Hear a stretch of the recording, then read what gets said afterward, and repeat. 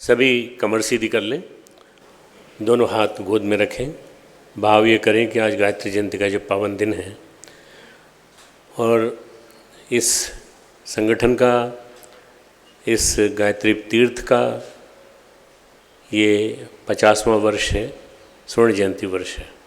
ऐसे विशेष संयोग पे आप यहाँ बैठे हैं तो आपके ऊपर ऊर्जा बरसे गुरुदेव की, वंदनीय माता जी की, और उन शक्ति स्रोतों के माध्यम से आप यहाँ से जब जाएं घर पे, और जो यहाँ रहते हैं वो जो सुन रहे हैं वो भी अपने मन में ये सोचें कि इस शक्ति वर्षा से हमारा जीवन निहाल होगा। गायत्री मंत्र हमारे साथ साथ। ओम भूर्भुवः स्वः तत्सवितुर्वरेण्यं भर्गो देवस्य धीमहि धियो यो नः प्रचोदयात्। ओम गुरुर्ब्रह्मा गुरुर्विष्णु गुरुरेव महेश्वरः गुरुः साक्षात् परब्रह्म तस्मै श्री गुरुवे नमः। तस्मै श्री गुरुवे। आदरणीय जी, यहाँ उपस्थित और नीचे उपस्थित ऑनलाइन में बैठे हुए लाखों व्यक्ति जो सुन रहे हैं इस प्रवचन को और गायत्री जयंती के संदेश को, उन सभी को प्रणाम, उन सभी को नमन, और उन्हीं के माध्यम से ये संदेश गुरुदेव का। मित्रों, एक बड़ा विलक्षण संयोग है कि ये जो भवन है और जहाँ हम लोग बैठे हैं और जहाँ हमारे सामने टीवी स्क्रीन है, इन दोनों के बीच में परम पूज्य गुरुदेव की स्थूल काया यहाँ गायत्री जयंती के पावन दिन रखी गई थी। काया इसलिए बोल रहा हूँ कि 2 जून 1990 को परम पूज्य गुरुदेव ने पहले की घोषणा, 5 साल पहले भी घोषणा कर दी, 10 साल पहले भी घोषणा कर दी। पहले की घोषणा के अनुसार उन्होंने अपना शरीर छोड़ दिया था और यहीं उनको रखा गया था। सभी ने यहीं प्रणाम किया, जितने लोग थे, आए थे, बाहर से आए थे, सब ने यहाँ प्रणाम किया। और फिर यहाँ से हम इसी इधर जो जीना है, इस जीने से हम नीचे उतर करके हम उनको ले गए और उनको उनके शरीर को अग्नि दी। एक पारंपरिक जो तरीका होता है वो उन्होंने निभाया। उन्होंने कभी भी अपने आप को एक विशिष्ट व्यक्ति के रूप में स्थापित नहीं किया, बस एक पिता के रूप में, एक मास्टर के रूप में, एक गुरु के रूप में उन्होंने अपना जीवन पूरा निभाया। मित्रों, वो इसी कक्ष से यहीं से निकल के बाहर गए थे, संयोग है। और 2 जून 1990, 50 वर्ष हो गए हैं 1971 में स्थापित इस शांति कुंज को। तो ये जो संयोग है ये भी कोई विलक्षण नहीं है, अविलक्षण से कम नहीं है। ये भी निश्चित रूप से बड़ा महत्वपूर्ण है कि 50 वर्ष से ये यात्रा चली आ रही है। तरह तरह के संयोग वियोग आए, लोगों ने परेशानियां की, सब कुछ की, इसके बावजूद भी कोई दिक्कत नहीं आई, कभी दिक्कत नहीं आई। मैं और जी दोनों इसको संभाल रहे हैं, ये केवल उन्हीं की शक्ति है। हम दोनों नहीं संभाल रहे हैं, पूरा शांति कुंज के कार्यकर्ता संभाल रहे हैं पूरा इस मिशन। तो मित्रों, युग तीर्थ गायत्री के महातीर्थ शांति कुंज के स्वर्ण जयंती वर्ष पर गायत्री जयंती का महापर्व तन मन और जीवन को हर्ष उल्लास से पुलकित प्रफुल्लित कर रहा है। ये गायत्री जयंती का पर्व ज्येष्ठ शुक्ल दशमी के दिन मनाया जाता है। यह दिन गंगा दशहरा के नाम से भी जाना जाता है। अतः यह दिन तो 2 विशिष्ट अवतरणों के लिए यादगार है, एक गंगा का अवतरण और दूसरा गायत्री का अवतरण। तीसरा, जैसा मैंने कहा कि ये हमारा शांति कुंज का स्वर्ण जयंती वर्ष। धरा पर इन दोनों विभूतियों का अवतरण हुआ सदैव यादगार रहेगा। हमारे पूर्वजों ने जो कठिन तपश्चर्या की, बड़ी विलक्षण थी, सदैव अविस्मरणीय रहेगी। उस तपश्चर्या का सुखद परिणाम हम सबको मिलने के साथ साथ हमारे भावी पीढ़ियों को भी धन्य बना गया। लेकिन तभी सार्थक रूप से संभव हो पाएगा जब हम अपनी इस धरोहर को, इसकी विशिष्टता को, इसके महत्व को समझ पाएंगे। अन्यथा हम उस धरोहर को न तो संभाल पाएंगे, नहीं उसका सदुपयोग कर पाएंगे। गायत्री जयंती का पर्व हमारे मन को पावन बनाता है और इसे प्रकाशित करता है। गंगा दशहरा का पर्व हमारे तन को शुद्ध व पवित्र करता है। इस तरह आध्यात्मिक दृष्टि से देखा जाए तो गंगा दशहरा का पर्व यदि धरा पर स्वर्ग का अवतरण है तो गायत्री जयंती का पर्व मनुष्य में देवत्व का उदय है। दोनों चीज़ें एक साथ हैं। मनुष्य में देवत्व का उदय गायत्री के माध्यम से और धरा पर स्वर्ग का अवतरण यदि है तो वो माँ भागीरथी के माध्यम से। यदि हमें इन पर्वों को महत्व को समझना है तो इस दिन इनके अवतरण के महत्व को समझना बहुत ज़रूरी है। ऋषि मुनियों ने इन पर्वों के महत्व को यादगार बनाने के लिए एक परंपरा स्थापित की कि इस समय यहाँ पर हम अपनी श्रद्धांजलि अर्पित करें। सब जाएं गंगा जी में और गंगा जी में स्नान करने के लिए गंगा को श्रद्धांजलि देने, इससे गंगा और गंदी होगी, मेली होगी। ये नहीं करना है हमें। विगत वर्ष एक आसुरी आतंक आया हमारे यहाँ, उपद्रवों का अतिरेक का प्रयास किया। अपने स्वभाव के अनुरूप उन्होंने उसमें कोई कसर नहीं छोड़ी, यहाँ सब कुछ तहस नहस करने के लिए। परायों के नहीं अपनों के भी मन मलिन हुए। मनों का मेल जो है उभरा और बहुतायत में उभरा। क्षेत्र में भी ये गया थोड़ा थोड़ा, परंतु हमने वेद माता गायत्री के वरद पुत्र होने का दायित्व निभाया। एक वरद पुत्र होने के नाते हमारा क्या दायित्व था कि हम उनको क्षमा करें और क्षमा करने के साथ साथ हम उनकी बातों में ना आए। युग ऋषि युग देवता के आशीष से असुरता पराजित हुई और उन्हें उनकी दुर्विसंधियों के साथ पीछे हटने के लिए विवश होना पड़ा उन लोगों को जिन लोगों ने गड़बड़ करी थी। सद्ज्ञान की देवी माता गायत्री ने अनेकों को वापस सद्बुद्धि सद्ज्ञान का सन्मार्ग दिखाया और जो अभी भी भटक रहे हैं उनके लिए हम प्रार्थना करते हैं। कुछ लोग यहाँ भी हैं जो यहाँ भी भटक रहे हैं, उनके लिए भी हम प्रार्थना करते हैं, नित्य प्रार्थना करते हैं, नित्य जप करते हैं। तो ये प्रार्थना करते हैं कि इनको भी सद्बुद्धि मिले और नहीं मिले तो यहाँ से चले जाएँ। पूरा भारत और पूरा विश्व पड़ा हुआ है, कहीं भी जाके काम करो, कोई दिक्कत नहीं। इतना बड़ा मैदान छोड़ गए गुरुदेव कि उस मैदान में आप काम करेंगे तो बहुत बड़ा काम होगा इस गायत्री परिवार का। वेद माता गायत्री युग ऋषि परम पूज्य गुरुदेव ने सद्बुद्धि सद्ज्ञान प्रदान करें जो अभी भी भटक रहे हैं। वेद माता के अनुग्रह से अंधेरा कट रहा है, आगे छटेगा भी। कोरोना महामारी के संक्रमण ने इस वर्ष जोर पकड़ा है। मैं इसलिए बोल रहा हूँ प्रासंगिक है। प्रशासन और कोरोना वॉरियर्स सभी अपने अपने मोर्चे पर जूझ रहे हैं। युग ऋषि और उनका शिष्य समुदाय भी अपने मोर्चे पर है। हम लोगों ने यहाँ पूरा एक आईसीयू खड़ा कर दिया, 60 बेड का आईसीयू, ऑक्सीजन की पूरी सप्लाई उसमें है, पूरी पाइपलाइन दौड़ाई है हॉस्पिटल में। कभी भी कोई आए तो हम 60-70 लोगों को और भी ज़्यादा लोगों को आराम से वहाँ पे हम रख सकते हैं। पर भगवान करे कोरोना का कहर अब न बरसे। युग ऋषि और उनका शिष्य समुदाय अपने मोर्चे पर है। इसके निराकरण हेतु यथासंभव आध्यात्मिक प्रयास भी हो रहे हैं। ऐसा विश्वास है अंधेरा कटेगा और अंधेरा छटेगा। सूर्य देवता अपना प्राण बिखेरते हुए उदय होंगे। आपदाएं हमें आक्रांत कर सकती हैं लेकिन पराजित नहीं कर सकती। आपदाएं हमें परेशान आक्रांत कर सकती हैं, तकलीफ़ में डाल सकती हैं, पर पराजित नहीं कर सकती। इस महामारी के बीच में हरिद्वार में कुंभ भी संपन्न हुआ और इस बीच कुछ विभूतियाँ भी आई हमारे यहाँ। उनमें हमारे आरएसएस के सरसंघचालक भी थे और उन्होंने आकर के यहाँ हमारा मनोबल बढ़ाया, अपना संदेश दिया। वर्तमान महामारी का संक्रमण सूक्ष्म जगत में हो रहे महामंथन से निकला हलाहल है। ये जो आपको दिख रहा है कोरोना का विष, ये वो हलाहल है जो महामंथन से निकला है सूक्ष्म जगत के, और महाविष है जिसे देवता युगाधिपति शमन कर रहे हैं। महाकाली से निश्चय शांत करेंगे इसी साल। और लेकिन इसके बाद घटनाक्रम और भी होंगे जो निश्चित ही शुभ और सुखद होंगे, और तब हम सब नवसृजन प्रजा सेनानियों को, प्रजा का महाकाल के शिष्यों और अनुचरों की भूमिका हमारी अग्रगण्य होगी। हमें अपनी नई भूमिका से और आने वाले समय की जिम्मेदारियों से तैयार होना चाहिए करने के लिए। इस महामारी के बाद ही वास्तविक महासृजन का महापुण्य कार्य होना है। इस महामारी के बाद ही वर्तमान गायत्री जयंती युग तीर्थ शांति कुंज के स्वर्ण जयंती वर्ष मनाई जा रही है, उसमें इसका बीजारोपण हो रहा है।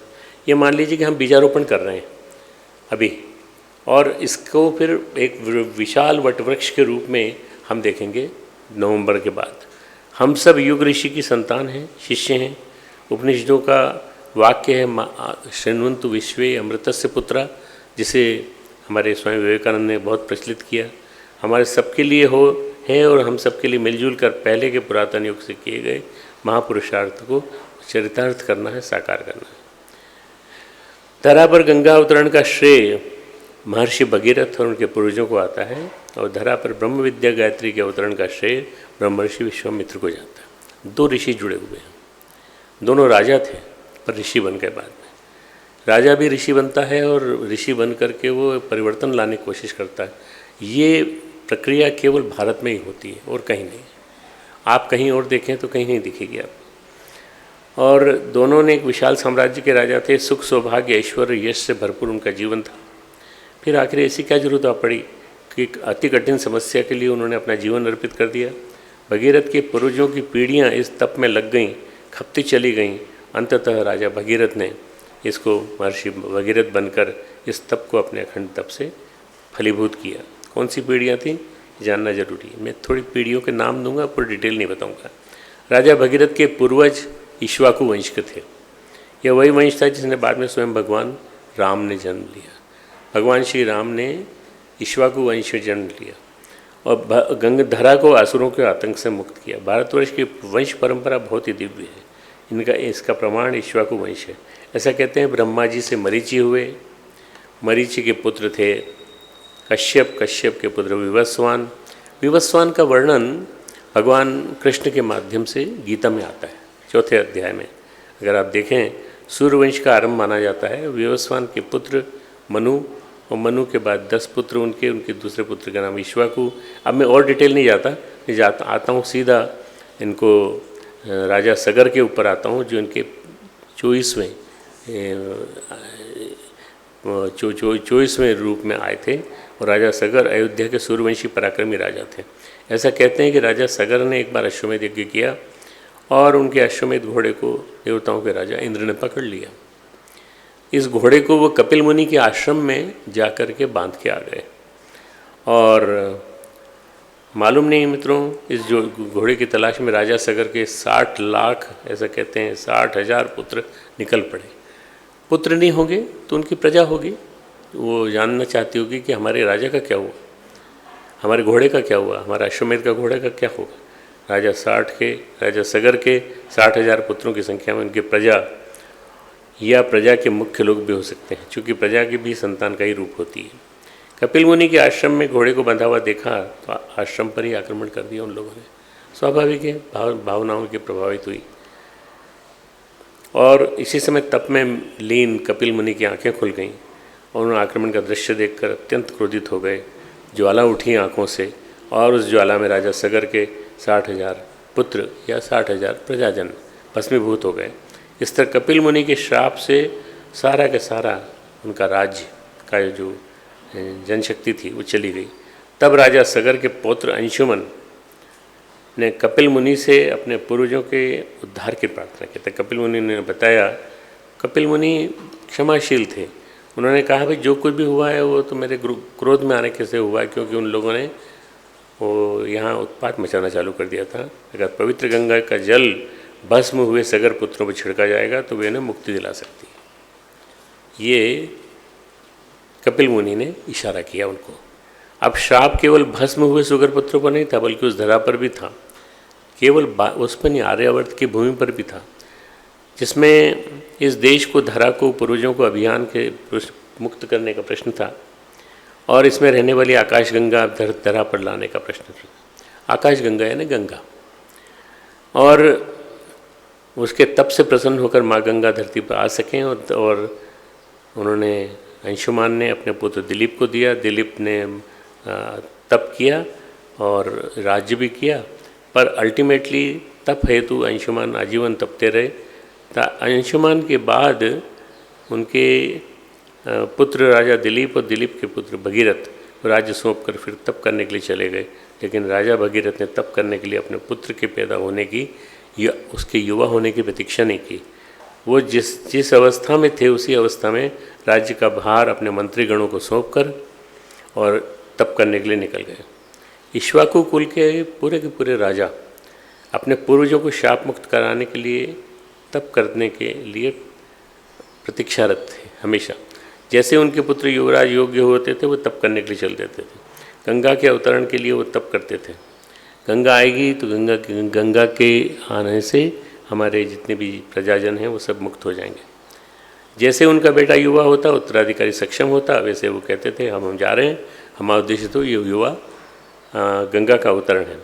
महाराजा भगीरथ ने राज्य किया ही नहीं, वो तो राजा बने और मंत्री परिषद से कहा यदि आप राज्य का संचालन करेंगे तो हम इस तपस्या को चालू रखेंगे। मंत्रियों कहना था महाराज आपके पूर्वज तो राज्यभार संभाल के सारी व्यवस्था करके जीवन के उत्तरार्ध में जाते थे, आप अभी से जा रहे हैं, अभी तो बहुत यंग हैं आप, बहुत युवा हैं। तो उन्होंने कहा नहीं अब भाई ये बहुत बड़ा कठिन काम है। राजा भगीरथ कहना था हम तो शुरुआत में जाएंगे, हमारे पूर्वजों ने, हमारे पुरखों ने, हमारी पीढ़ियों की परंपरा ने जो काम किया है उसको आगे बढ़ाना है।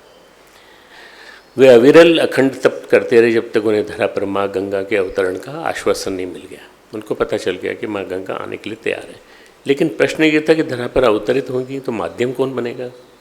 अगर वो आई सीधी तो पूरी धरती डूब जाएगी, पूरी धरती तहस नहस हो जाएगी। वेग बहुत था गंगा में, अभी भी हम देखते हैं गंगा में बहुत वेग है, और जब वो वेग से चलती हैं तो पूरा का पूरा समुदाय में जल प्लावन हो जाता है। जब वे आकाश से धरा पर आएंगी तो कौन रहेगा यहाँ पे संभालने वाला। पाताल लोक चली जाएंगी वो सीधी वेग के कारण। तो महर्षि भगीरथ ने पुनः तप किया। एक बार तप किया तो गंगा को राजी किया, दूसरा तप किया तो उन्होंने अपने माँ गंगा को अपने सिर पे धारण करने के लिए भगवान शिव को राजी किया। भगवान शिव ने अपनी जटाओं में उसे समा लिया और जटा में से एक छोटी सी धार निकाली, वही ये इतनी विराट गंगा, इतनी बड़ी जो गंगा है उनके शिव के केशों से निकली है। गंगा सागर तक पहुंची और उसने आर्यावर्त को पवित्र कर दिया। पूरा उत्तरी भारत गंगा का ऋणी है। इस तरह माँ गंगा के अवतरण के लिए इक्ष्वाकु वंश की पीढ़ियाँ खप गईं, तप में आ गए, लीन हो गईं और माँ गंगा को धरा पर आना पड़ा। शापित धरा को शाप मुक्त करना पड़ा और माँ गंगा के स्पर्श से माँ गंगा के धरा में प्रवाह, धरा भी पवित्र पतित पावनी बन गई। आज धरा पर वो बहने वाली गंगा की क्या स्थिति है मित्रों, उसकी क्या दुर्दशा है, ये बात किसी से छिपी नहीं है। धरा को पतित पावन बनाने वाली गंगा आज स्वयं प्रदूषित है। उसमें लोग गंदे नाले डाल रहे हैं, गटर का पानी डाल रहे हैं और सब के सब उसी में डल रहा है। इस मानव जनित प्रदूषण से मुक्त होना चाहती है और पुनः निर्मल पवित्र होना चाहती है। इसका कारण सबको विदित है कि मनुष्य ने अपने कुकृत्यों द्वारा इसका प्रदूषण इतना ज़्यादा घोला है। मैं कानपुर गया था, कानपुर में जाके मैंने देखा कि वहाँ का पूरा फैक्ट्रीज का पानी, लेदर फैक्ट्रीज जितनी थी उनका चमड़े, लाल रंग का पानी और बदबूदार पानी। आज स्थिति यह है कि स्वयं की मुक्ति के लिए माँ गंगा स्वयं तड़प रही हैं। माँ गंगा ही नहीं, भारत की अन्य नदियाँ, गंगा में करीब 53 नदियाँ मिलती हैं और इन 53 नदियों में अलग से नदियाँ मिलती हैं। इस तरह कुल मिला के करीब 150 नदियों को शुद्ध करना पड़ेगा, तब गंगा पवित्र होगी। तो जो नदियाँ प्रदूषित हो तो मनुष्य का जीवन कैसे प्रदूषण मुक्त हो सकता है। गायत्री और गंगा दोनों का समन्वय है। गंगा को त्रिपदिका कहा जाता है, 3 पथों पे चलने वाली, और गायत्री को त्रिपदा कहा गया है, त्रिपदा गायत्री। गायत्री के 3 चरण हैं, तत्सवितुर्वरेण्यम भर्गो देवस्य धीमहि धियो यो नः प्रचोदयात्। इस तरह से गंगा के लिए कहा गया है। धरा गंगा, आकाश गंगा, पाताल गंगा। भारत की संस्कृति, भारत की समृद्धि का संबंध गायत्री व गंगा इन दोनों से है। मनुष्य जीवन जीना सीखता है तो संस्कृति का निर्माण होता है, और जब जीवन उन्नति की ओर अग्रसर होता है तो समृद्धि का निर्माण होता है। पहले संस्कृति और फिर समृद्धि। भारत अपने अतीत में सुसंस्कृत भी रहा, समृद्ध भी रहा, और जीवन की विद्या पर जितने ज़्यादा अनुसंधान भारत में हुए उतने कहीं नहीं हुए।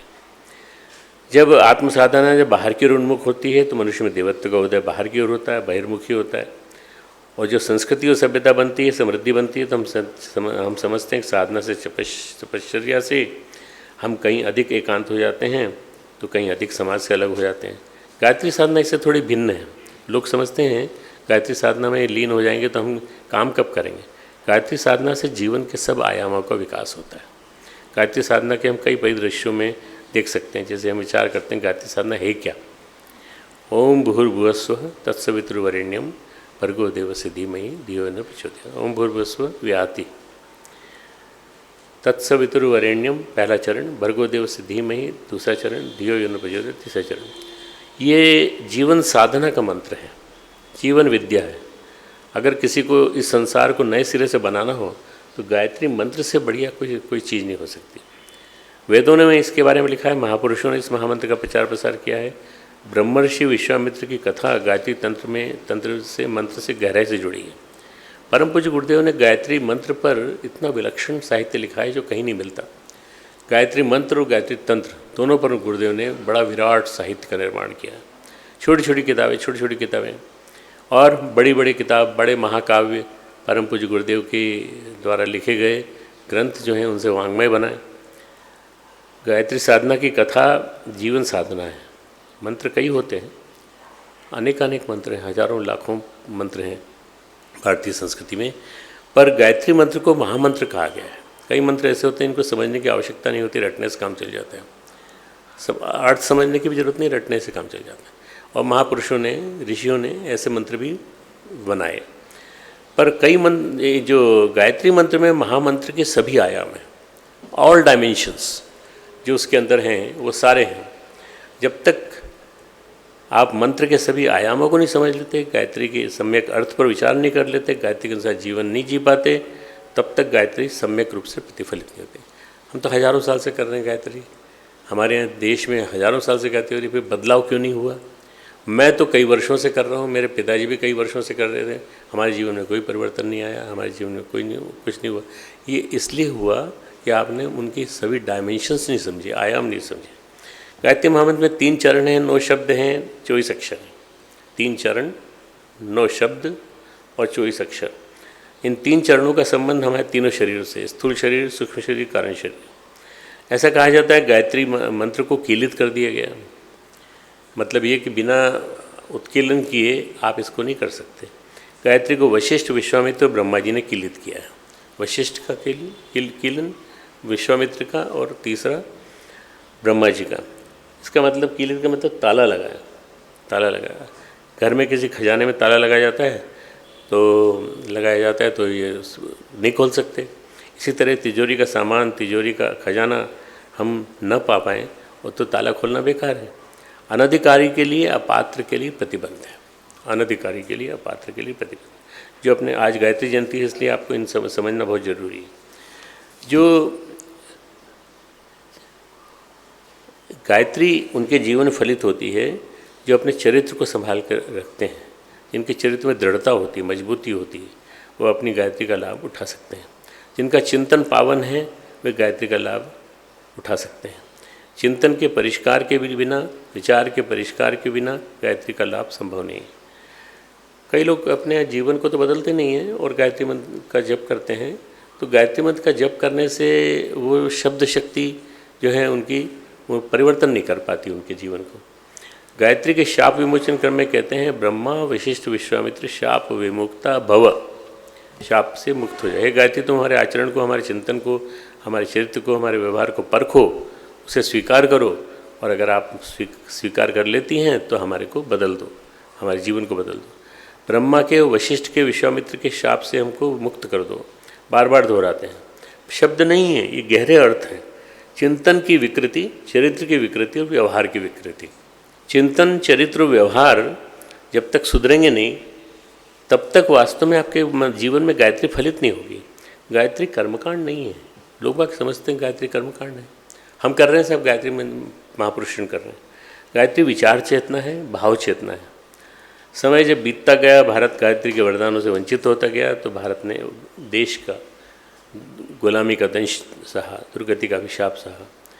इसको परम पूज्य गुरुदेव ने 1911 में आने के बाद पुनः उत्कीलित किया, फिर से शाप मुक्त किया और हम सबको सूत्र दे गए कि ये 3 सूत्र हैं, चिंतन, चरित्र, व्यवहार। फिर से और अपना जीवन का उदाहरण रखा, फिर से गायत्री ज्ञान को सबके सामने लाए। ये बताया गायत्री की चेतना राष्ट्र निर्माण का मंत्र है।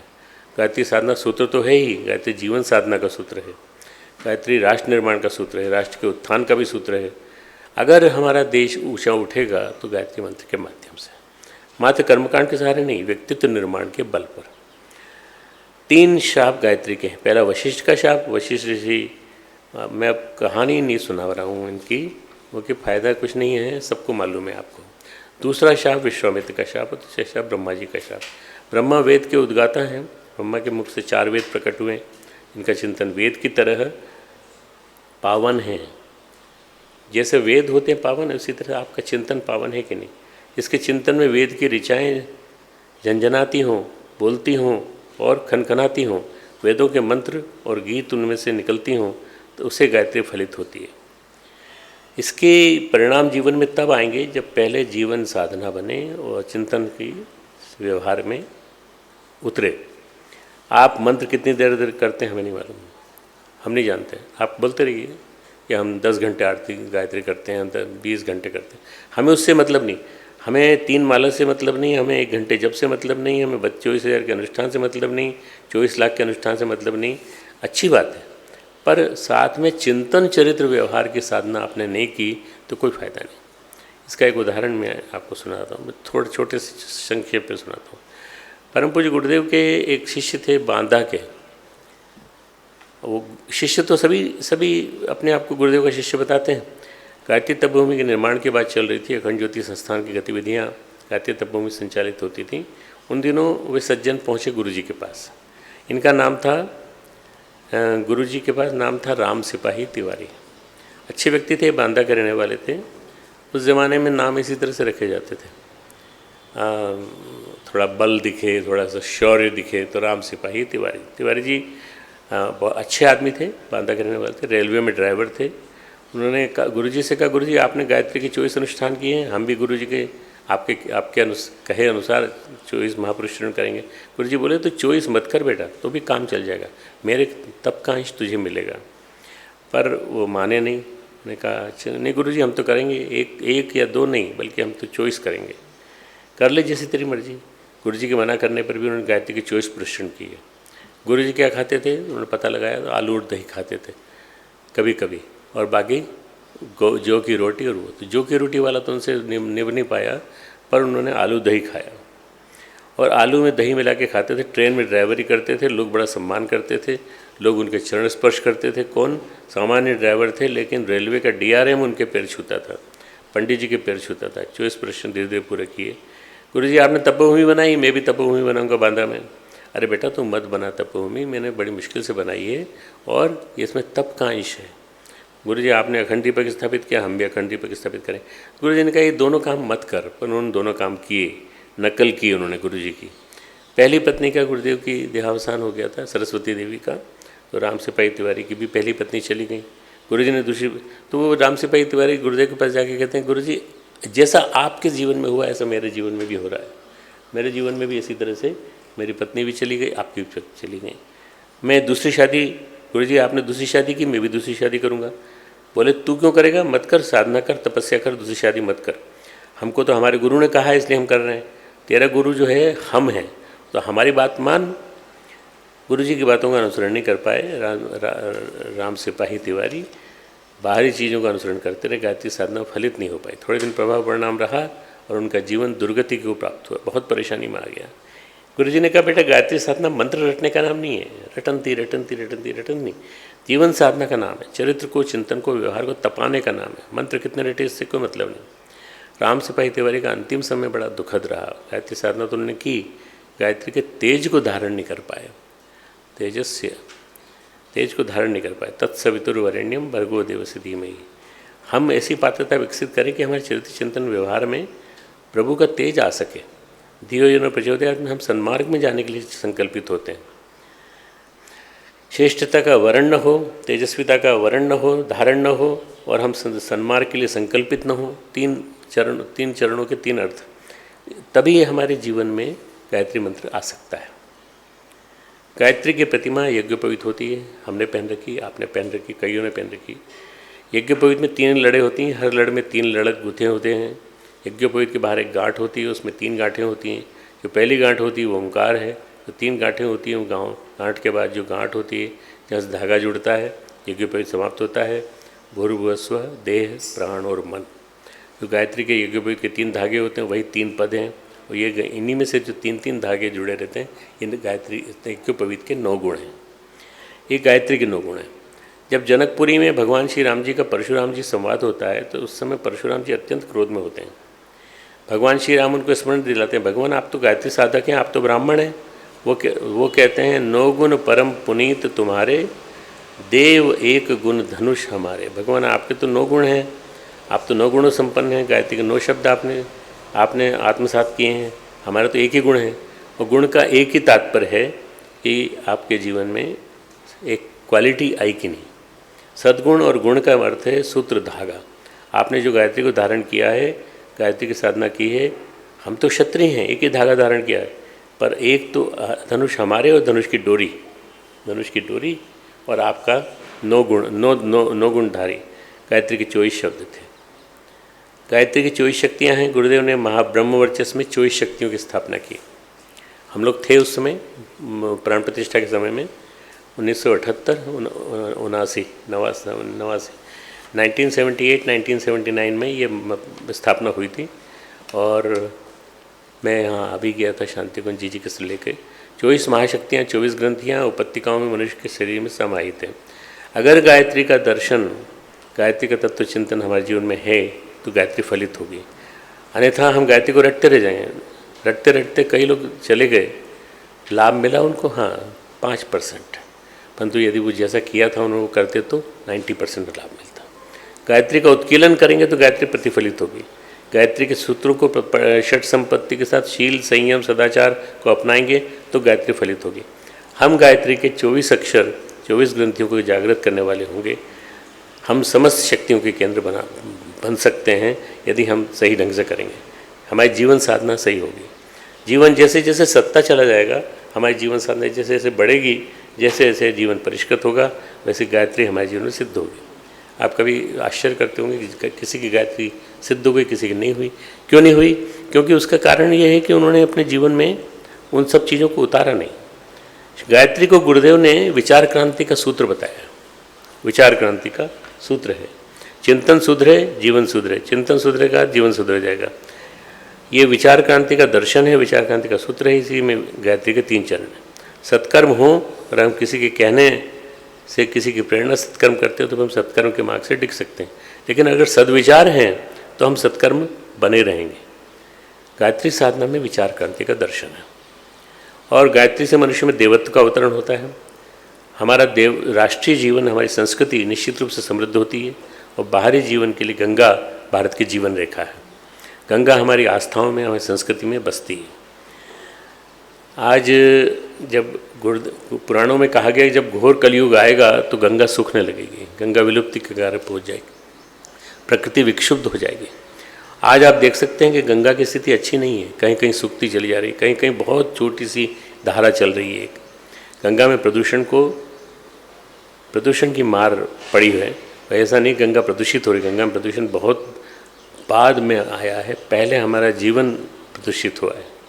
हमारा जीवन जो प्रदूषित हुआ है वो प्रकारांतर से गंगा को प्रदूषित कर रहा है। हम स्वार्थ में, अहंकार में, लोभ में अपनी संस्कृति की मान मर्यादा को भुला करके हमने अपने विचार करना छोड़ दिया। मित्रों, प्रकृति कोरोना के दिनों में देखने लायक थी। अभी भी जब कोरोना का प्रकोप है तब हम यहाँ प्रकृति की सारी की सारी जितनी लीलाएं देखते हैं, चिड़ियों की आवाज़, पूरा शानदार सुंदर, हमारी छत पर से भी हिमालय दिखता है पूरा का पूरा। और हमारे ही नहीं बल्कि सहारनपुर में दिखता था, रुड़की में दिखता था, और लुधियाना से दिखता था, पटियाला से दिखता था, जालंधर से दिखता था। क्यों दिखता था? क्योंकि हवा सभी पवित्र हो गई थी। हवा पवित्र हो गई और वायुमंडल पवित्र हो गया, जलवायु पवित्र हो गई, तो सब कुछ होने लगा। इसका मतलब ये तो नहीं है कि कोरोना चलता रहे साल वर्षों तक और सब ठीक हो जाए। अरे अपनी जीवन शैली को सुधारो, अपनी रीति नीति सुधारो, तब जाके होगा। इसलिए ये तब समझ में आएगा जब हम इसको अपने जीवन में उतारने की कोशिश करेंगे। भगवान का एक नाम है नारायण। नर जल को कहते हैं और नारायण अयण कहते हैं घर को। जल भगवान का घर है। जल शुद्ध हो तो नारायण वास करते हैं। भगवान वास करते हैं। आज जल अशुद्ध हो गया है, भगवान का निवास नहीं है, क्या फ़ायदा है स्नान करने से? अरे अपने घर में नहा लो, बाथरूम में नहा लो, क्या दिक्कत है? नहीं साहब हम तो वहीं नहाएंगे। कहाँ नहाएंगे? गंगा जी में। मित्रों, अगर हम गंगा स्नान का मतलब समझ लेंगे तो हम धरती पे स्वर्ग का अवतरण कर लेंगे। स्वर्ग का मतलब है सौंदर्य और समृद्धि और कल्याण। जहाँ समूह सौंदर्य है, जीवन है, वो सब कुछ अद्भुत अनोखा सौंदर्य है। हम समृद्ध तो होना चाहते हैं, लेकिन प्रकृति को संतुलित नहीं करना चाहते। हमें किसी भी हाल में प्रकृति के साथ चलना पड़ेगा। गायत्री साधना, गंगा की साधना दोनों एक ही सिक्के के दो पहलू हैं।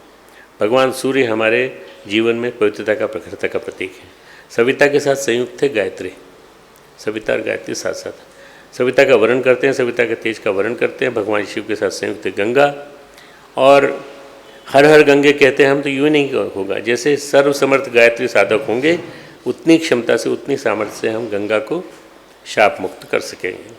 कहते हैं गायत्री शाप मुक्त होती श्रेष्ठ आचरण से, तेजस्विता के धारण से और साथ साथ सन्मार्ग। तीन चीज़ें हैं, अगर आप करते हैं तो गायत्री शाप भी मुक्त हो जाएगी आपकी। पहला श्रेष्ठ आचरण, दूसरा तेजस्विता का धारण सविता के, और तीसरा सन्मार्ग गमन। सन्मार्ग पे चलिए, आपने अपना मार्ग तो बदला ही नहीं, मार्ग तो वही है आपका, क्या फ़ायदा? एक प्रदूषित व्यक्ति किसी को प्रदूषित नशा मुक्त नहीं, प्रदूषण मुक्त नहीं कर सकता। पहले हमें पवित्र बनना पड़ेगा, तब गंगा निर्मल होगी। तो इसलिए गंगा की जब बात चलती है तो उसके साथ साथ अपने जीवन को भी निर्मल बनाइए। इस स्वर्ण जयंती के वर्ष में हम लोगों का संकल्प है कि हम पूरी गंगा को पवित्र बनाएंगे आने वाले 10 वर्षों में। और इसके लिए हम लोगों ने वॉलंटियर्स तैयार किए हैं, स्वयंसेवक तैयार किए, जो घर घर जा कर के इसके बारे में जागरूकता पैदा करेंगे। युग तीर्थ शांति कुंज का ध्यान करते हुए गुरुदेव देवता परम पूज्य गुरुदेव को चेतना, चिंतन व चरित्र को आत्मसात करते हुए हम प्रतिज्ञाबद्ध हों कि असुरों के बहकावे में कभी भी ना आएंगे। अपने मन को नित्य प्रतिदिन गायत्री साधना से, युग साहित्य के पठन पाठन से निर्मल बनाते रहेंगे और हमारी साधना माता गंगा की तरह निर्मल हो। सत साहित्य का पठन पाठन और मनन जीवन में उतारना। भगवान सूर्य की तरह उज्ज्वल प्रकाशित हो सके हमारा जीवन, तो हमारा संकल्प सफल होगा। ध्यान रहे, गंगा हमारी माँ है। यदि हम माता के रूप में गायत्री गंगा का अनुभव करेंगे तो उसकी जलधारा सद्बुद्धि और समृद्धि और संपन्नता और पवित्रता जीवन की आस्था स्वतः ही देती चली जाती है। गंगा के प्रदूषण मुक्त होने की बात चल रही है। प्रदूषण मुक्त होना जरूरी, लेकिन इसके साथ जरूरी है हमारा जीवन भी प्रदूषण मुक्त। मित्रों, हमारा जीवन प्रदूषित हो गया। जो भी मन में आए खाते हैं, रास्ते चलते खाते हैं, और अपने बच्चों के लिए भी हम वही चीज़ खिलाते हैं जो हम खाते हैं, गंदी चीज़। अगर हम अपने जीवन को प्रदूषण मुक्त कर रहे हैं, तब हमारे जीवन को प्रदूषण मुक्त होने के साथ साथ गंगा भी प्रदूषण मुक्त होगी, और जीवन को प्रदूषण मुक्त करने के बाद गायत्री भी हमारे जीवन साधना बनकर उतर जाएगी। अगर गंगा है तो समृद्धि है, संस्कृति है। अगर गायत्री है तो सद्ज्ञान है, सन्मार्ग है, सत्कर्म है। गायत्री गंगा दोनों भिन्न नहीं है, दोनों एक दूसरे के साथ जुड़े हुए हैं। गायत्री की सूक्ष्म धारा गंगा के रूप में निकलती है। बस ये आपके समझ में आ जाए तो स्वच्छ मन और समृद्ध जीवन का वरदान फिर हमारा होगा। मित्रों, ये तभी हो पाएगा जबकि हम वृक्षारोपण का एक महान यज्ञ अपने जीवन में करें। और जब ये करेंगे तो आप मान करके चलिए कि निश्चित रूप से वृक्ष गंगा अभियान हम लोगों के मार्गदर्शन में, हम लोगों के अनुरोध पर अखिल विश्व गायत्री परिवार युवा प्रकोष्ठ मध्य प्रदेश ने कश्यप ऋषि के माध्यम से सीता, अशोक, पीपल, पंचवटी, वशिष्ठ ऋषि के माध्यम से शांतिकुंज स्वर्ण जयंती वर्ष में लगाने वाले पौधे जो पूरे भारत में लगाए जाएंगे, वशिष्ठ ऋषि की नाम से आम, पीपल, वटवृक्ष, पाकड़, आंवला, गौतम ऋषि के नाम से शिव आराधना, बेलपत्र, विश्वामित्र ऋषि के माध्यम से नीम, इमली, खेर, गूगल, करंज, बबुल, और याज्ञवल्क्य ऋषि के माध्यम से यज्ञ समीक्षा, तरु। ये मेरे सामने पौधे रखे हुए हैं, इन्हीं को हम यहाँ से भेजेंगे और पूरे देश में इनकी शाखाएं प्रशाखाएं लगेंगी। पलाश, पाकड़, बरगद, गुलर, बेलपत्र, आक। और चरक ऋषि के माध्यम से कालमेघ, अड़ूसा, एलोवेरा, पत्थर चट्टा, तुलसी, आंवला। अगर आप न लिख पाए हो तो कोई बात नहीं, आप ये मान के चलिए अखंड ज्योति में लेके जा रहा है ये पूरा। सांदीपनी ऋषि के माध्यम से कदम्ब, पारिजात, अमलताश, आंवला, मीठा नीम, मधुगामिनी। और 8वें हैं जमदग्नि ऋषि, इनकी कृषि की दृष्टि से सहजन, अंजन, आम, जाम, सीताफल, करौंदा और कटहल ये लगाएंगे। ये सब के सब जो वृक्ष हैं, इन वृक्षों की सप्लाई आप सबको मिलती रहे, ये हम प्रयास करेंगे। हमारे जो परिजन हैं बुरहानपुर में, हमारा जो बालक है मनोज तिवारी, उसने और उसके परिवार ने पूरी तरह से इस संकल्प को अपने जीवन में धारण किया। उसने पानी भी पहुंचाया, पहाड़ी तक पहुंचाया, कई पहाड़ियाँ वो हरी हरी भरी कर चुका है। इसी तरह से हमारा जो आज जो पावन दिन है, इस पावन दिन, इस रविवार के दिन, हमारा कलकत्ता का जो बेटा है हमारा, वो उसने भी वृक्ष लगाने की जो परंपरा स्थापित की, ढेर सारे वृक्ष उसने लगाए, ढेर सारे। ये एक अपने आप में इतनी बड़ी बात है कि हर रविवार को उसके माध्यम से कई जगह लोग लगाते हैं। और लगभग ये मान के चलिए कि उसने एक साथ हमारे कई साथियों के साथ मिलकर के कई जगह एक साथ चालू कर दिए। एक बिटिया है हमारी कश्मीरा, जो बड़ौदा में काम करती है और बड़ौदा में काम करके बहुत अच्छी तरह से उसको संभाल रही है। ये लोग जो हैं, ये वृक्ष वाटिका। और हम क्या कर सकते हैं, गांव-गांव में ग्राम चौपाल, घर घर में लघु आरोग्य वाटिका, जिसमें कुछ नहीं कर सकते आप, कुछ नहीं करना है आपको ज़्यादा। एलोवेरा, वासा, शरपुंखा, पत्थरचटा, गिलोय, तुलसी, अड़ूसा, कालमे, कई बीमारियां आपकी इन्हीं के माध्यम से ठीक हो जाएंगी। शाक वाटिका, मसाला वाटिका, और कोविड के दौरान जो दिवंगत हुए परिजन हैं उनकी स्मृति में रिश्तेदारों के सहयोग लेकर स्मृति उपवन की स्थापना। हमारी ऐसी इच्छा है कि कम से कम 10,000 स्मृति उपवन पूरे देश में बन जाएं, जगह जगह, वहाँ से नर्सरी बने, वहाँ से लोगों को मिले। माता भगवती की वाड़ी ये आप स्थापित कर सकते हैं, गायत्री शक्तिपीठ, प्रज्ञापीठ, जहाँ पर भी स्थान उपलब्ध हो। विद्यालयों में तरुरोपण और खेतों की मेड़ पर ऋषि जमदग्नि वाटिका का निर्माण, और विद्यालयों में ऋषि देवालय के याज्ञवल्क्य के आधार पर देवालयों में इस वृक्ष की स्थापना। ये हमारा संकल्प है, और संकल्प कभी अधूरे नहीं होते। हाँ, इच्छाएं और मनोकामनाएं तो आदमी बहुत करता है, पर हम तो मनोकामना नहीं करते, हम तो संकल्प लेते हैं। तो ये जो संकल्प है, इसके माध्यम से हजारों लाखों वृक्ष सब पूरे देश में लगने लगेंगे।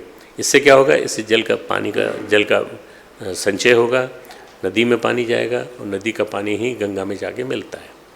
गंगा हम कहते हैं तो गंगा जहाँ कहीं पानी दिखता है, मेरी जो बिटिया है, मेरा जो बेटा है, उसकी बेटी है, दो, जहाँ कहीं पानी दिखता है वो बोलती हैं, बाबा ये गंगा जी हैं।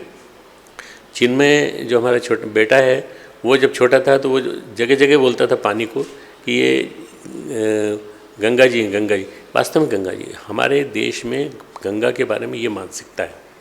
आज इस गायत्री तीर्थ का जो पर्व है, इस पर्व के दौरान आप एक संकल्प लीजिए कि आप कम से कम 100 वृक्ष एक साल में लगाएंगे। एक एक आदमी संकल्प लेके जाएगा तो देखते देखते हरियाली, हरितिमा, संवर्धन बढ़ता चला जाएगा। भाइयों बहनों, मैं आज आपको इस संकल्प से जोड़ रहा हूँ कि आप पानी भी रोकिए, आप वृक्षारोपण भी करिए, और वृक्षारोपण का ही सबसे बेस्ट माध्यम है पानी रोकने के लिए।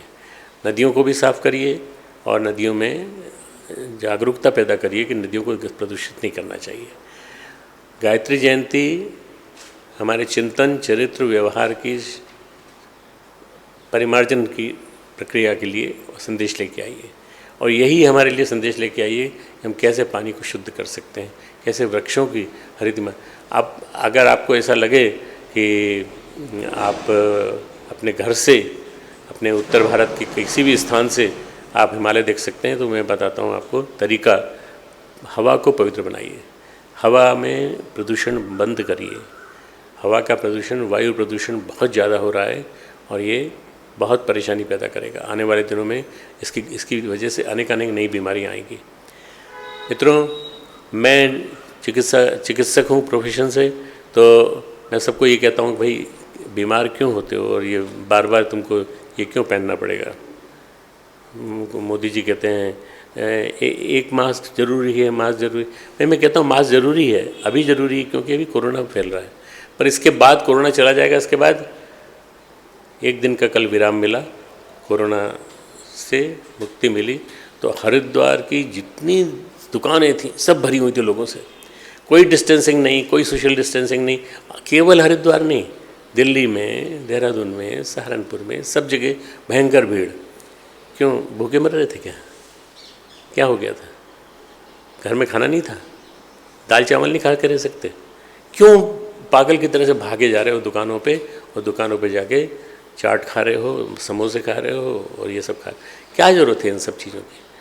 मित्रों, हमें अपने आप को संभालना पड़ेगा और अपने ऊपर नियंत्रण करना पड़ेगा। ये संयम है, असली संयम ये है। मैं आप सबको बधाई देता हूँ गायत्री जयंती की, गंगा दशहरा की। और आज परम पूज्य गुरुदेव ने शरीर छोड़ा था, तो उनको हम याद करते हैं। सशरीर उनका स्वरूप जो है हम सबके जीवन में उतरे, हमारे जीवन में परम पूज्य गुरुदेव का जीवन उतरे। हमारे को देख कर के लोग कह सकें ये आचार्य जी का बेटा है, हमको देख कर के लोग कह सकें ये आचार्य जी के पुत्र हैं, ये आचार्य जी के शिष्य हैं, ये पंडित श्री राम शर्मा आचार्य जी के व्रत पुत्र हैं। ये उनके मुँह से निकले, ऐसा न निकले अरे ये तो नाम तो आचार्य जी का लेते हैं और काम कालनेमी का करते हैं, ऐसा न निकले कहीं मुँह से। बस खूब खूब मंगल कामनाएं, सबको खूब खूब आशीर्वाद, खूब खूब आशीर्वाद। वृक्षारोपण आज गंगा दशहरा के पावन अवसर पर वृक्ष गंगा अभियान के नाते ये वृक्षों की गंगा एक बार पुनः से परम श्रद्धेय के माध्यम से जो आह्वान हुआ है, इस पे संकल्प उभरे हैं। कोलकाता, अहमदाबाद, आणंद, सानंद, बड़ोदरा, अहमदाबाद, नरोड़ा, भावनगर, खेड़ा, साबरकांठा, सिलीगुड़ी, सिलचर, खगड़िया, पटना, जहानाबाद, बैतूल, छिंदवाड़ा, मालवा, झारखंड और महाराष्ट्र से कुल मिलाकर 1,34,260 वृक्षों को लगाने के संकल्प तो तत्काल हुए हैं और इस प्रेरणा को लेकर वर्ष भर वृक्ष लगाए जाएंगे। परम श्रद्धेय के माध्यम से पूजन। ओम भूर्भुवः स्वः तत्सवितुर्वरेण्यं भर्गो देवस्य धीमहि धियो यो नः प्रचोदयात्। वृक्ष गंगा अभियान अपने आप में एक ऐसा अभियान है कि परम श्रद्धेय ने सदैव आवाहन किया और सप्त क्रांतियों में से एक इस पर्यावरण क्रांति को लेकर के युवा चल पड़े। गायत्री परिजन देश में और विश्व में यूं ही दिग दिगंत तक जा रहे हैं और इस पवित्र भाव से वृक्षों का पूजन परम श्रद्धेय के माध्यम से हो रहा है। परम पूज्य गुरुदेव का प्रातःकालीन संदेश भी हम सभी सुन रहे थे। पूज्य गुरुवर ने आह्वान सदैव से किया कि बेटा इन वृक्षों की गंगा को जन जन तक पहुंचा दो। यही है वो वैज्ञानिक और व्यवहारिक स्वरूप जो परम श्रद्धेय प्रायोगिक अध्यात्म हम सभी को सिखा रहे हैं कि हम इस गंगा दशहरा के पावन अवसर पर वृक्षों की गंगा को बहाएं। तो आइए साथियों, हम सभी संकल्प लें। ऑनलाइन माध्यम से आप सब जुड़ रहे हैं। आइए इसी क्रम में एक विशेष नंबर आज जारी किया जा रहा है। ऑनलाइन शांति कुंज वीडियो यूट्यूब चैनल के माध्यम से पूरे विश्व में सृजनात्मक संदेश जाता है। इसे आप लाइक करें, सब्सक्राइब करें, इससे जुड़ें। साथ ही साथ आज एक ऑफिशियल व्हाट्सएप नंबर शांति कुंज वीडियो से संबंधित जिज्ञासा एवं संवाद हेतु परम श्रद्धेय के माध्यम से जारी किया जा रहा है। यह ऑफिशियल व्हाट्सएप नंबर है 9258352222। साथ ही साथ ईमेल आईडी emd@awgp.org, जिसके माध्यम से हमारी वीडियो मैगजीन युग प्रवाह का मासिक सब्सक्रिप्शन आपने जो ऑनलाइन किया है उसको आप इस माध्यम से प्राप्त करेंगे। इस ऑफिशियल व्हाट्सएप नंबर पर आप मैसेज करके शांति कुंज की वीडियो मैगजीन युग प्रवाह को निरंतर प्राप्त कर सकते हैं। साथ ही साथ शांति कुंज वीडियो यूट्यूब चैनल को अवश्य सब्सक्राइब करें। शांति कुंज वीडियो यूट्यूब चैनल के माध्यम से ही आप ये लाइव टेलीकास्ट देख रहे हैं। फेसबुक पेज AWGP ऑफिशियल से जुड़ें। परम श्रद्धेय सदैव से विज्ञान को लेके, तकनीकों को लेके चलते रहे हैं और वर्षानुवर्ष पूर्व से उन्होंने यह क्रम आरंभ किया था। आज उन्हीं के माध्यम से यह नंबर जारी किया जा रहा है। आज एक डाक टिकट का विमोचन ऑनलाइन होगा, उसमें आप सब नहीं रह पाएंगे, पर आप ये मान के चलिए कि ये एक संस्था के ऊपर के माध्यम से 2 बार डाक टिकट किसी का नहीं निकला, अभी तक नहीं निकला है। पर ये हमारा डाक टिकट एक निकला था 1991 में, जो परम पूज्य गुरुदेव के ऊपर था, जीवन पर था, और फर्स्ट डे कवर हाथों हाथ 7 लाख टिकट बिक गए। 1 रुपये का टिकट था। ये जो टिकट है 5 रुपये का है और ये पूरे देश में, विदेश में सब जगह अवेलेबल होगा। ये 2-3 दिन के अंदर ही सब जगह पहुंच जाएगा और इसमें ऑनलाइन इसका विमोचन हो रहा है। हमारे जो सूचना प्रसारण मंत्री हैं वो वहाँ से पटना से करेंगे और यहाँ से हम लोग करेंगे और ये डाक टिकट जो है ये शांति कुंज की 50वीं सालगिरह के उपलक्ष्य में।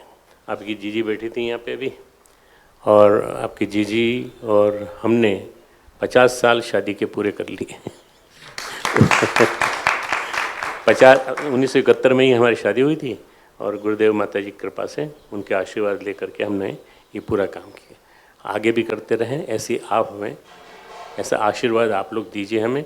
खूब खूब मंगल कामनाएं।